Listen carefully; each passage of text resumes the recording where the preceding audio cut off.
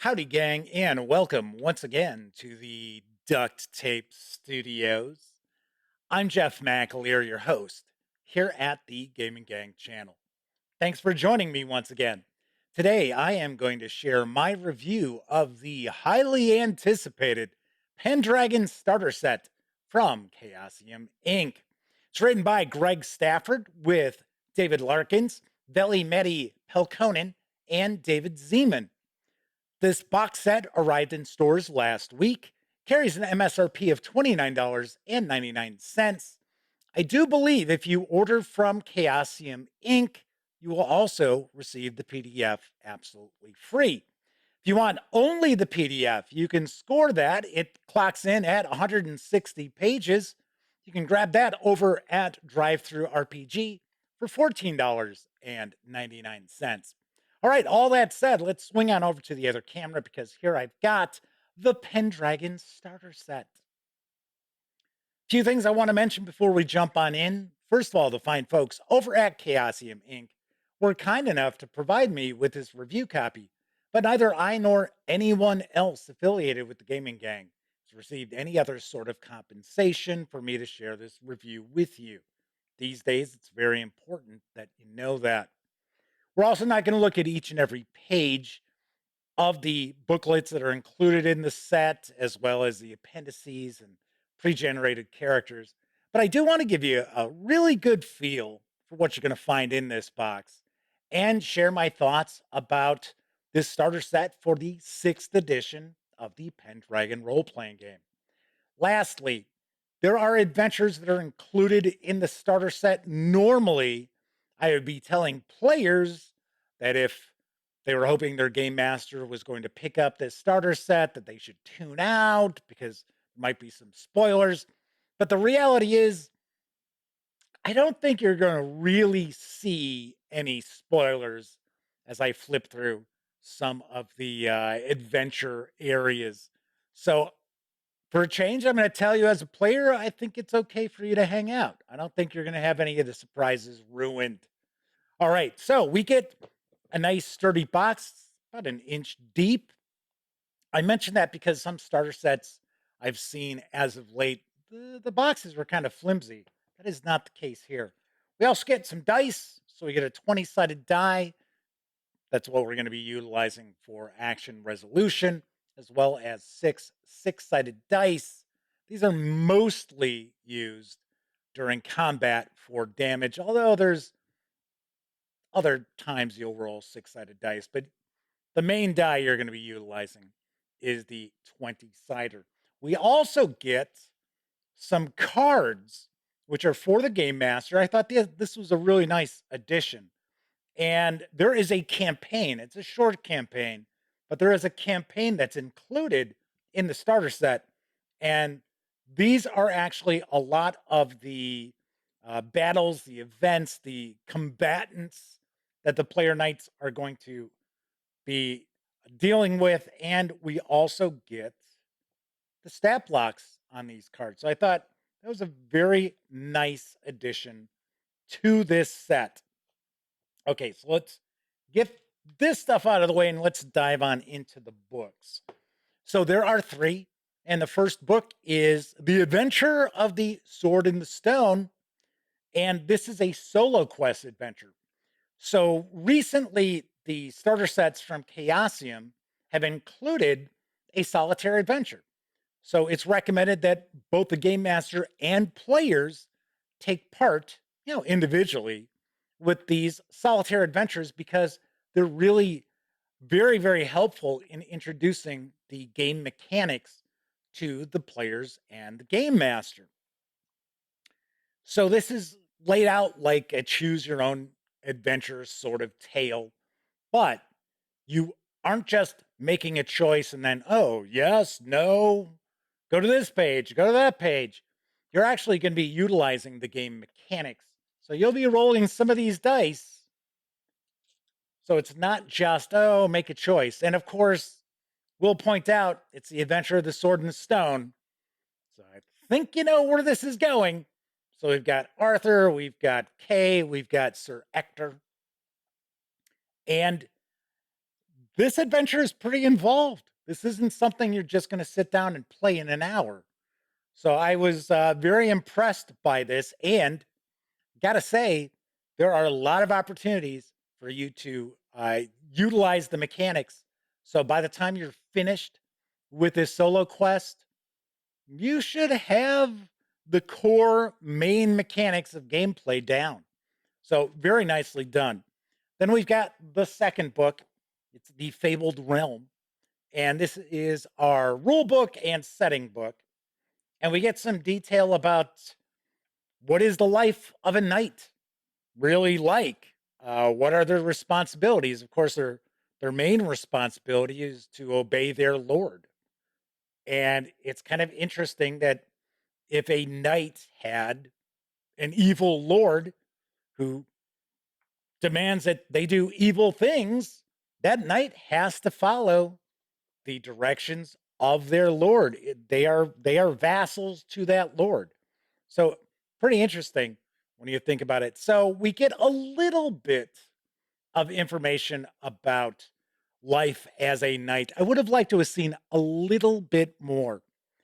But one thing that we don't see skimped on are actually game mechanics and the game system itself. So, something to point out about Pendragon is that even though it's utilizing a 20 sided die for action resolution, it is built upon the basic role playing system, which just about every Chaosium role playing game, to my knowledge, is built upon. But in this case, we're using 20 sided dice rather than percentile dice for success and failure. So you're going to have attributes, you're going to have traits, you're going to have passions, you're going to have skills. And all of those are on a scale of 0 to 20. And it's very, very interesting as far as role playing with Pendragon. And I'm going to get into a bit more detail about that once I'm done talking about the game mechanically. Because, in my opinion, Pendragon is very, very unique. It's always been very, very unique. And it takes a different approach to role playing itself. So I'll talk about that in just a little bit. So we've got our attributes and we've got our size, strength, dexterity, appeal, and constitution. So a few fewer, I guess I'll say, attributes than you might be used to. But we also have skills, we have traits, and we also have passions.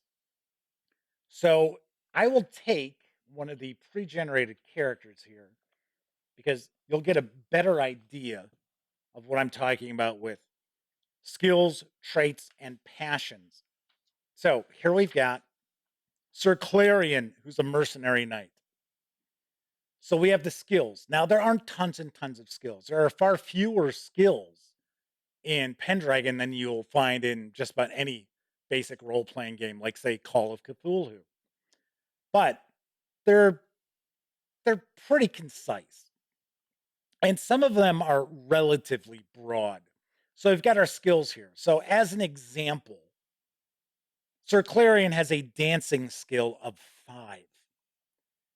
So if for whatever reason Sir Clarion finds himself at a feast and maybe they start dancing and he's asked to dance, well, then he's going to be rolling a 20-sided die looking for a 5 or less. So critical success and failures are part of Pendragon. Interestingly enough, the critical is your exact number. So, as an example, with that 5 for dancing, if the player running Sir Clarion rolled a 20-sided die and got a 5, that would be a critical success. Now, normally, if you roll a 20, that is a fumble, it's a critical failure. But there are ways for you to have higher than 20 in traits and passions, skills, things like that. So we find combat skills. same thing, right? So crossbow, 0. So Sir Clarion is not trained in any way, shape, or form with the crossbow. Then we have what I find to be really, really interesting. We have the traits, we have our passions. So we have 13 of these different traits, which have two factors. So, as an example, we have forgiving and vengeful, merciful and cruel, modest and proud, trusting, suspicious, valorous, and cowardly.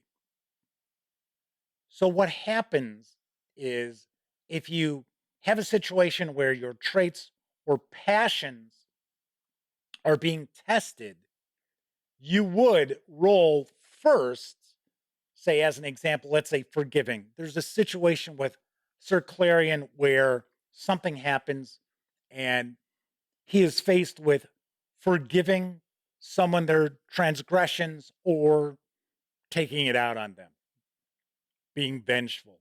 Well, they're going to roll their 20-sided die. And if they roll under, equal to, or under 13, then they're looking at playing that character in that situation in a forgiving manner. Now, if they fail that, if they roll higher than that, they don't automatically take a vengeful tact. They'll roll again. And now they're looking to roll over that. If they want to be forgiving, they're looking to roll over the 7. So now it'd be 8 or higher.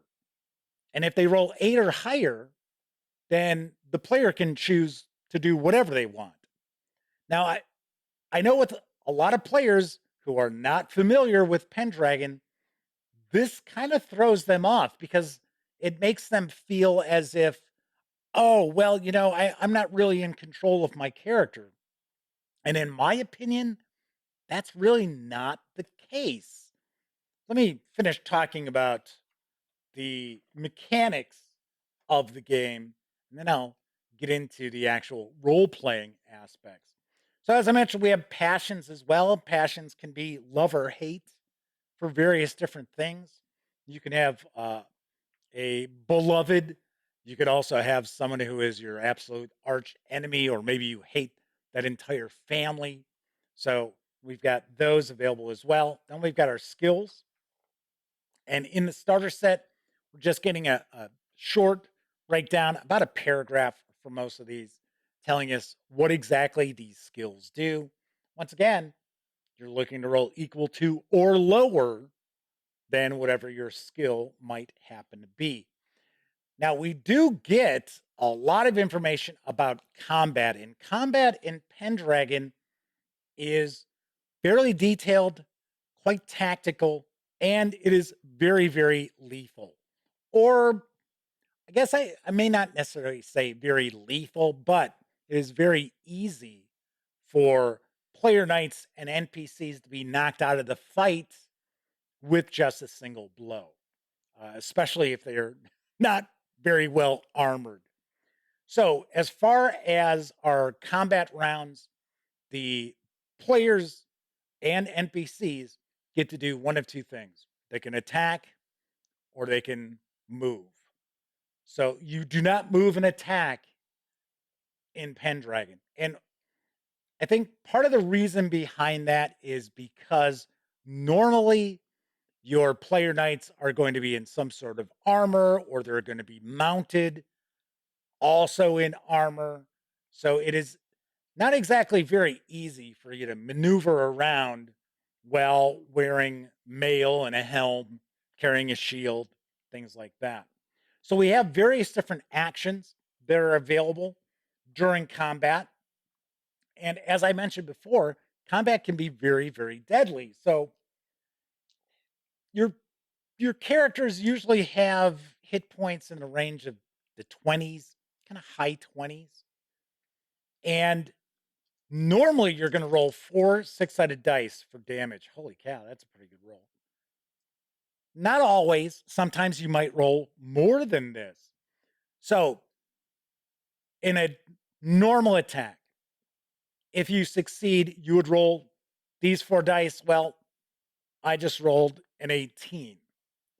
So you're actually going to look at the constitution of the character being hit, NPC, player, knight, what have you.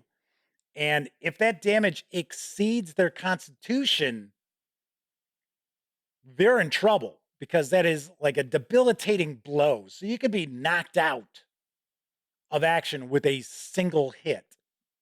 Now, keep in mind, armor can soak up a lot of this. So that's important for you to keep in mind. Now, another aspect of combat in Pendragon that I happen to like quite a lot is that both the attacker and defender are rolling at the same time. So it is very possible that an attacker fails, but the defender succeeds, and the defender actually damages the attacker. This also helps to speed up combat quite a bit.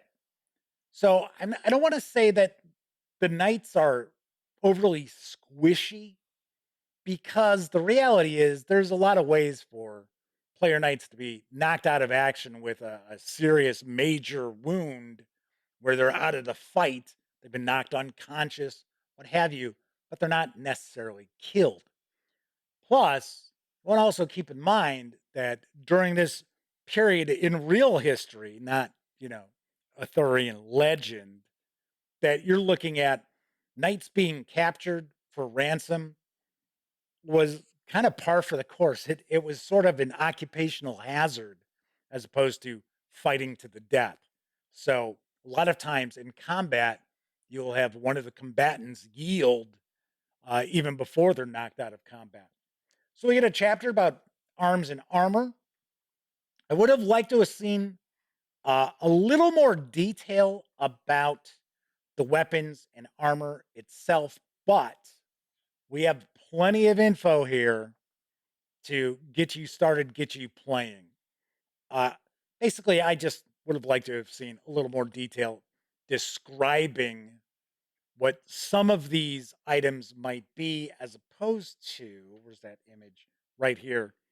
Kind of get an image, but is that really going to tell you what that is? Obviously, it's a mace, but if you didn't know what a mace was, would you know that's a mace?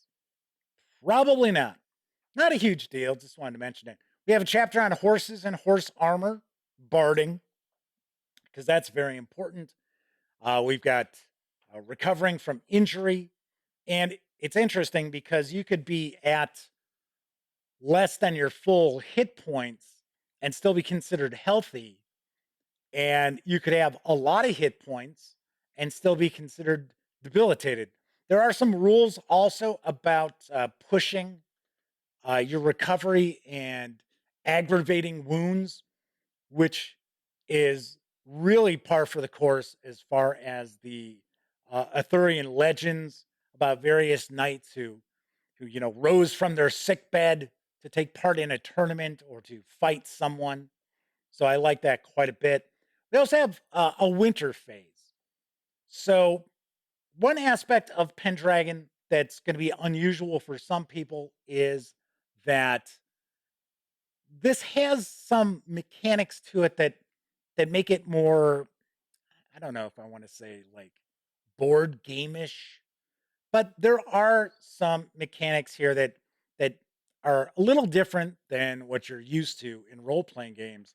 And one of them is the winter phase. And this is where your player knights are going to have an opportunity to improve themselves, to gain glory, uh, and possibly receive some prestige awards if their glory is high enough. I like the fact that we have glory and we have honor, and they are separate. So you never lose glory, but it is very possible for you to have very low honor. So, as an example, if there was a knight that had high glory but low honor, that means they're kind of a heel, right? So they're known, they're well known, but they're well known for evil deeds. So I like that quite a bit as well. Then the final booklet that we have is the Sword campaign, which I like quite a lot because it is the early years of Arthur as king, and we have a trio of adventures that are going to run us through the seasons. So, because we have that winter phase, so one aspect of Pendragon adventures that I recall from the past is that you'll have, like, for an example, there's the phenomenal Pendragon campaign, which I'm pretty certain we're going to see a new edition of from Chaosium Inc. And you'll have things that take place each year. And that's exactly what happens in this campaign. We have a trio of adventures. So here we've got the year 510, we've got the sword tournament.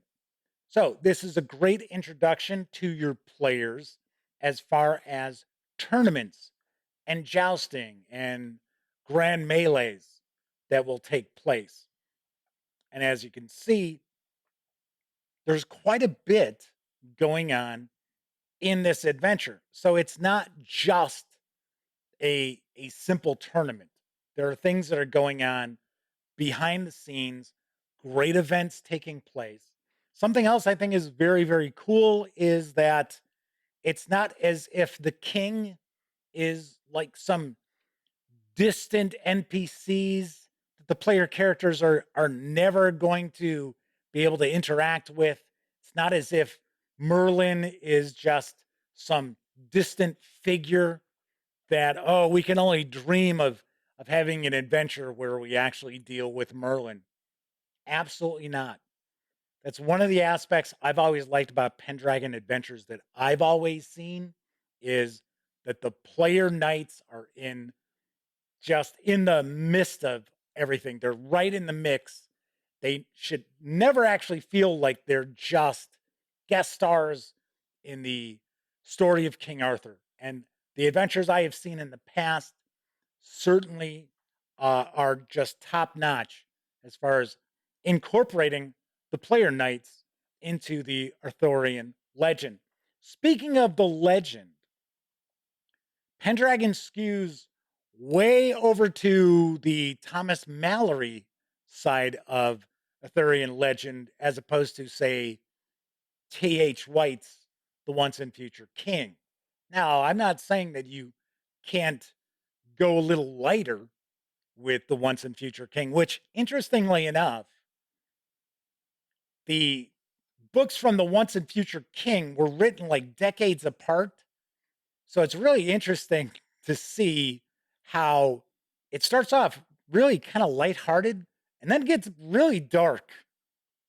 So I think a lot of people don't realize that so much time had passed between those books being written, where if you didn't know that, you were reading the entire series of The Once and Future King, you'd suddenly be like, whoa, where did this take such a dark turn? Why? Well, that's why.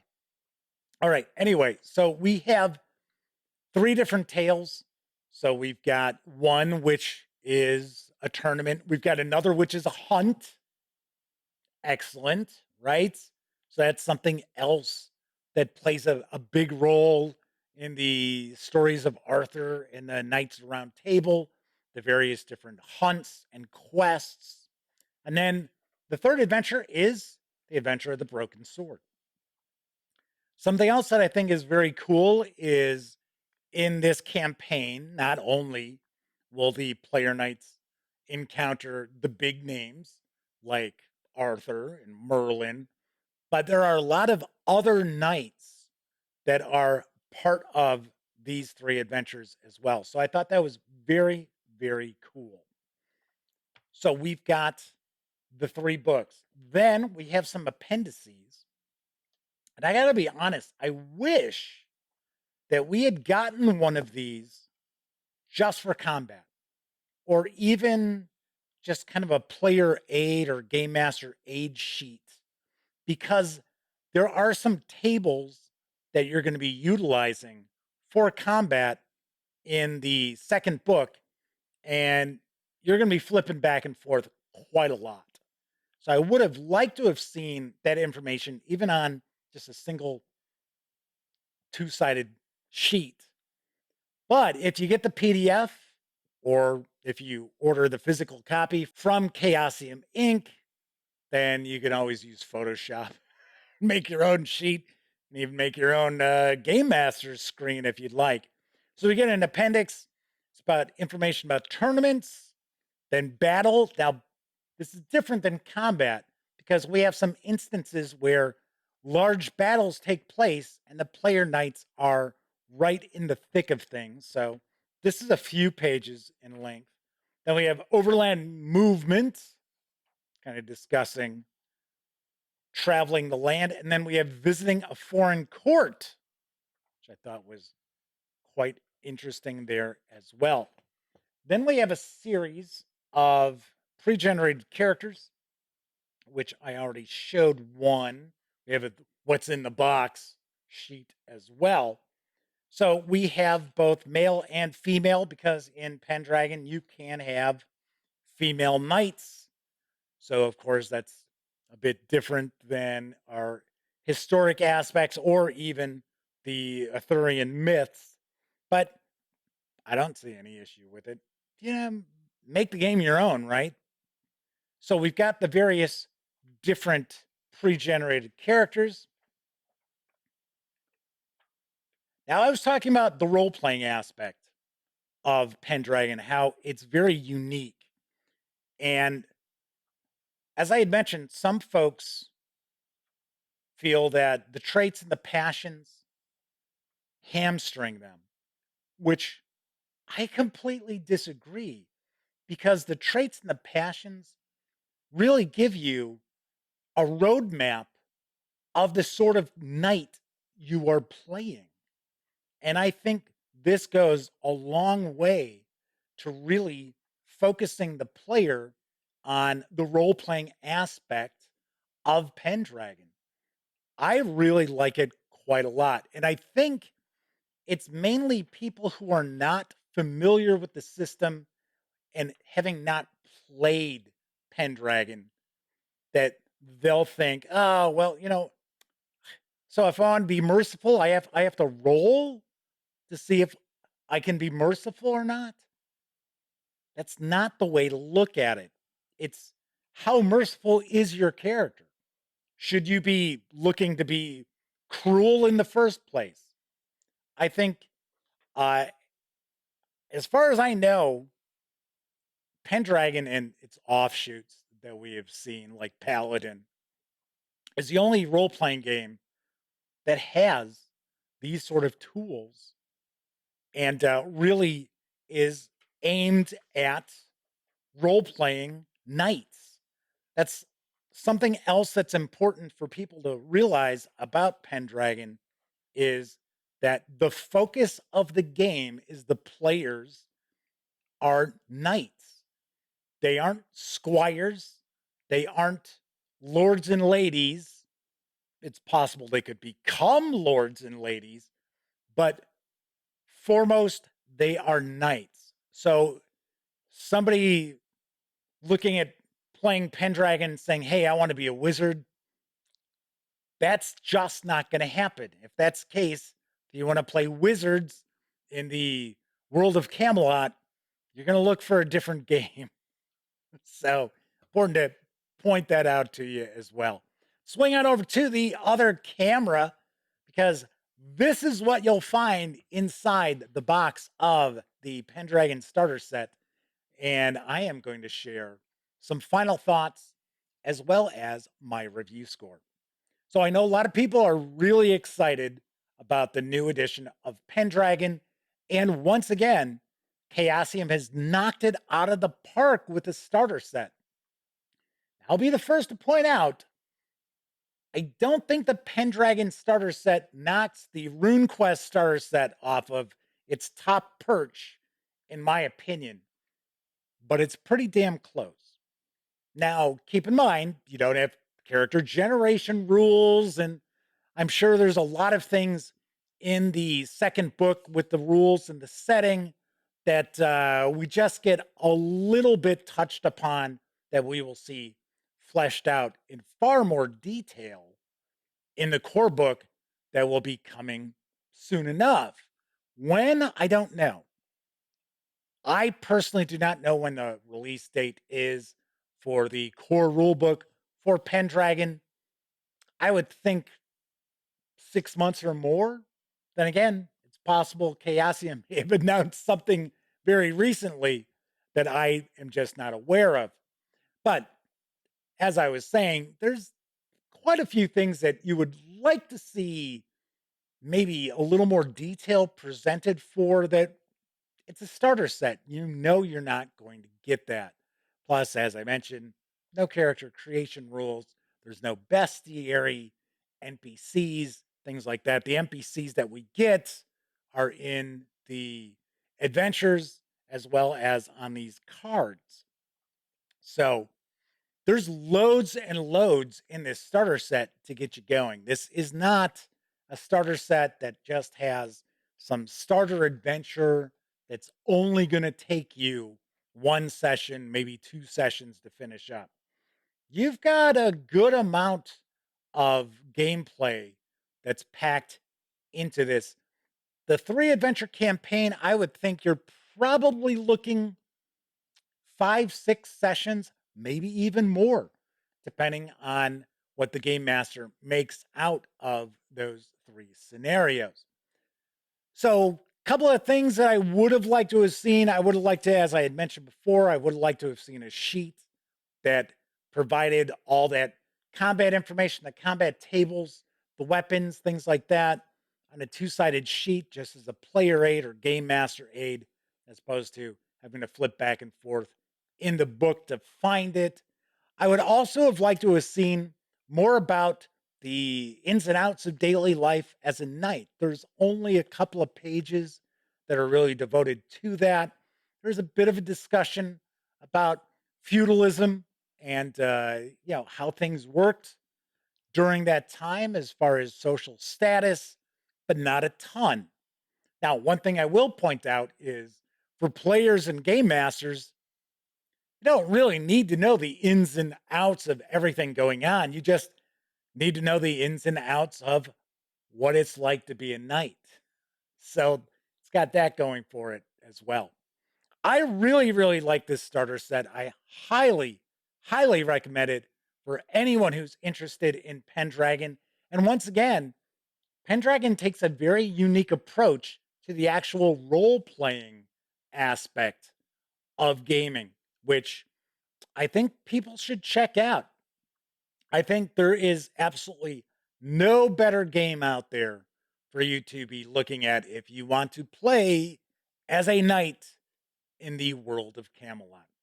So, on a scale of 0 to 10, I give the Pendragon Starter Set a 9 out of 10. I think it is that good, highly recommended.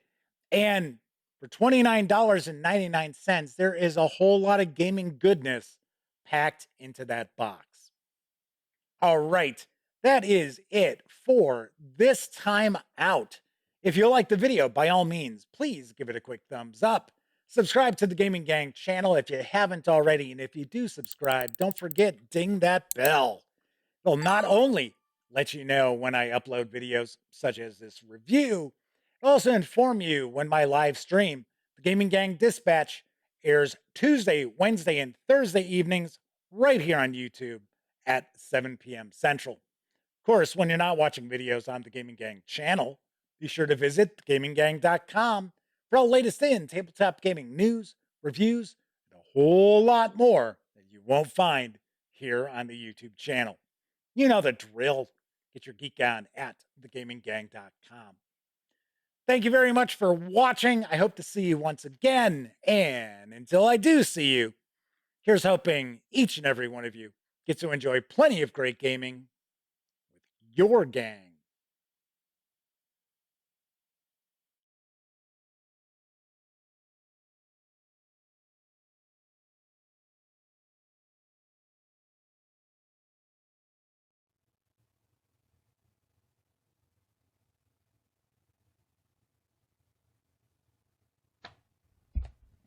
Oh, hey, you're still here. That's okay. You don't have to leave just yet. In fact, why don't you subscribe to the Gaming Gang channel right here, or take a peek at the latest live stream, or even find out what YouTube recommends you check out from the channel. And of course, I'm Jeff McAleer. Thanks again for watching.